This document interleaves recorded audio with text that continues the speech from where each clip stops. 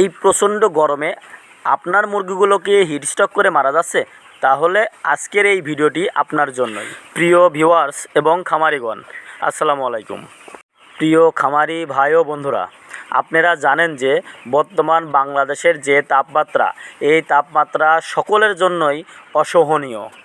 আর এই অধিক তাপমাত্রায় সবচেয়ে বেশি ক্ষতিগ্রস্ত হচ্ছে আমরা যারা খামারি আছি।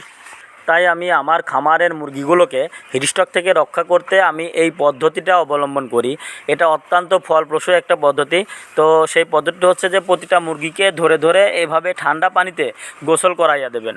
তো গোসল করাই দিলে মুরগির গায়ের যে অতিরিক্ত তাপ, সেই তাপমাত্রা কিন্তু কমে যায় এবং মুরগিগুলো সুস্থ থাকে দীর্ঘ সময়।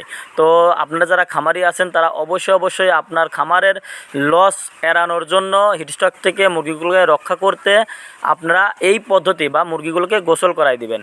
আর গরমের পাশাপাশি কিন্তু একটা জ্বালা খামারিদের জন্য আছে, সেটি হচ্ছে যে অধিক লোডশেডিং। তাই লোডশেডিংয়ের জ্বালা এড়ানোর জন্য আপনারা অবশ্যই জেনারেটর অথবা আইপিএস আপনার ফার্মে ব্যবহার করবেন এবং এর পাশাপাশি প্রতিদিন দুপুরবেলায় মুরগিগুলোকে সুন্দরভাবে ঠান্ডা পানি দিয়ে গোসল করিয়ে দিবেন এবং বিকালবেলার পরে অর্থাৎ শেষ বেলার দিকে ঠান্ডা পানি দিয়ে স্প্রে করে মুরগিগুলোকে হালকাভাবে ভিজিয়ে দেবেন। তাহলে আপনার মুরগিগুলো হিটস্ট্রোক থেকে রক্ষা পাবে। সকলকে অসংখ্য ধন্যবাদ ভিডিওটি শেষ পর্যন্ত দেখার জন্য।